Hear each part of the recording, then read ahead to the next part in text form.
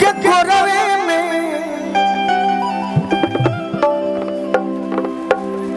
अरे जान हो खेती तनी अलगे अलगे बैठल होगा भाव दी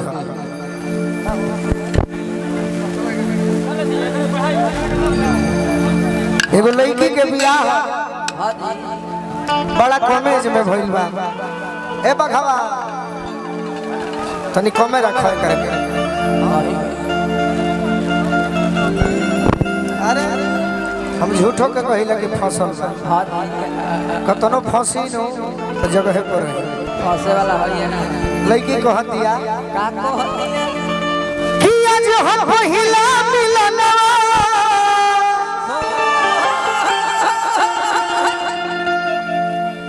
अरे मिलल सजनी के सजनवा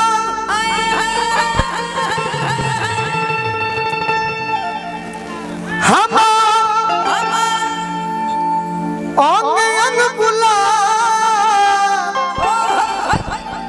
नया सर्कस का सिखला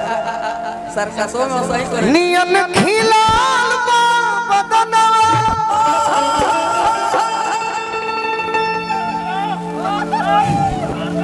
वाह सुनी सुनी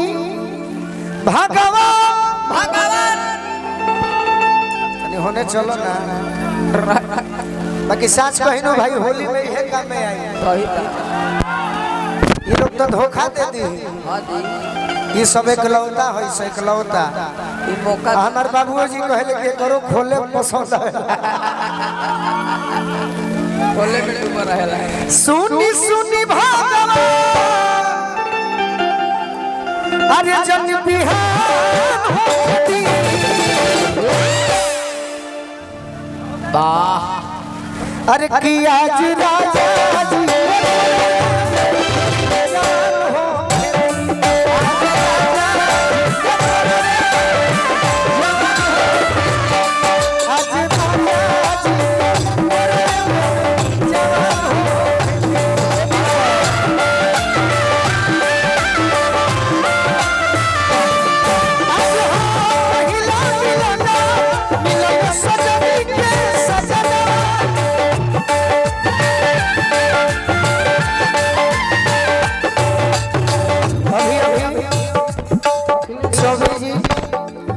अमित भैया की ओर से बहुत बहुत आशीर्वाद के प्रतीक्षा बा।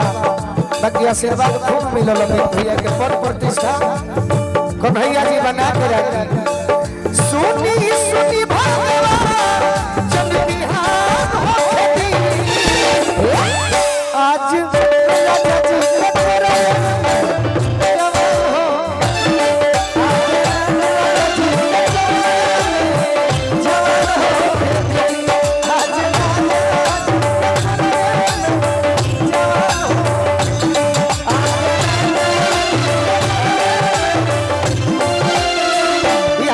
संतोष भैया राजा विष्णु भाई तनी बतियो सुनल करो। पुतुल यादव जी जेकरा के यहाँ काल 15 तारीख के शाहपुर में हमरा और चंदन के बड़ी मान सम्मान मिलल जेकर कोनो जवाब ना रहे। अब परिवार में सम्मान मिलल भैया के बहुत बहुत आशीर्वाद मिलल। कौन लइया हमारा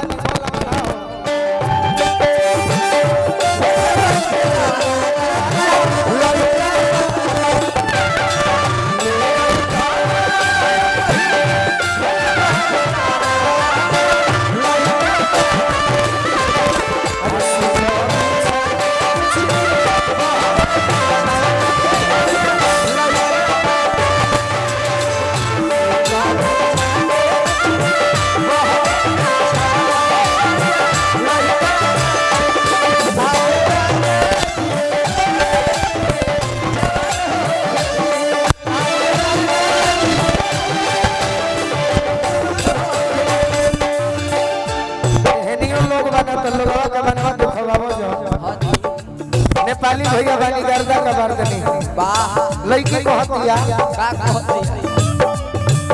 राजा जी के अरे वो जब साथी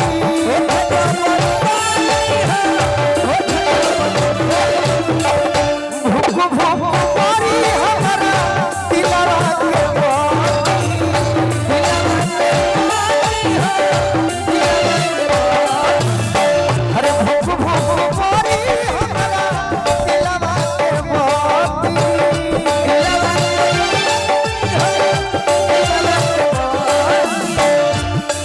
इंटरनेशनल डांसर है, इंटरनेशनल सबको खुश कर सकती है। वाह कि रात भर लहू के दरिया में, कि रात भर लहू के दरिया में नेहान होके दी। पुरस्कार ले लो अमित भैया हमें ले ला धानो देवे बाजी यही तरी करे ले। अरे कि आज राजा जवान हो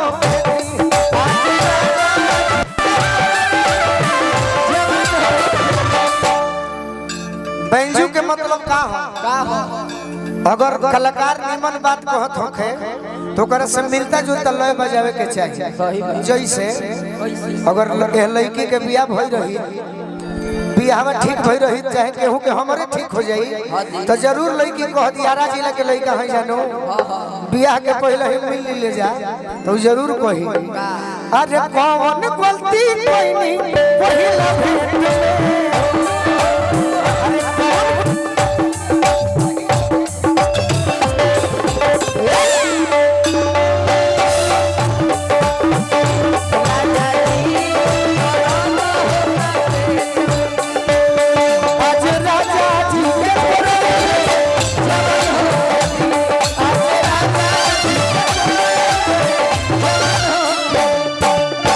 एक लाइन हो बाद होली भरत चाचा के आदेश बा के कौन हां रोआ गनगनाई पिया अरे कोरा जब उठाई है रोआ गनगनाई कोरा जब उठाई है रोआ गनगनाई पिया कोरा जब उठाई है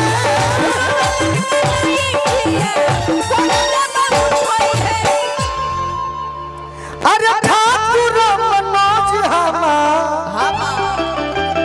मनोज भैया चाहे अरे सैया हमर चौधरी जी जय हो बाबा जियारा जुड़ई है इयरऊ गोलू राजा के अरे परेशान हो खेती अरे कबार के नचा सतो अरे कि आज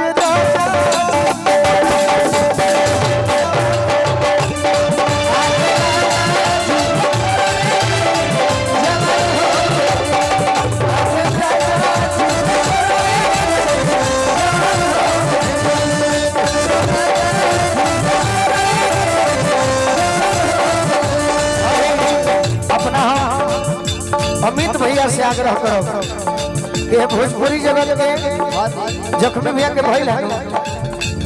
तो अपना हम बड़ भैया शत्रुघ्न शरारती जी से आग्रह करो कि तनी खड़ा हो जाए एगो सम्मान हमरा अमित भैया के द्वारा ले ली और आशीर्वाद सब कलाकार पर पड़ले बा तो हमनियों पर पड़ रही शिवानी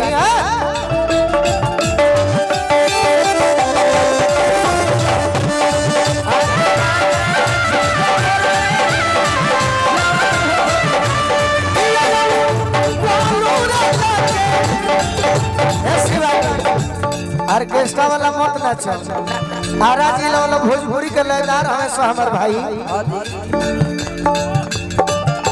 बढ़िया से नाच के दिखाओ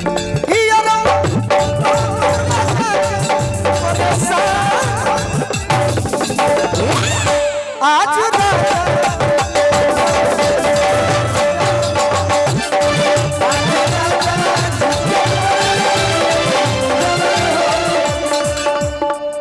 हेल लियल जाई जैसे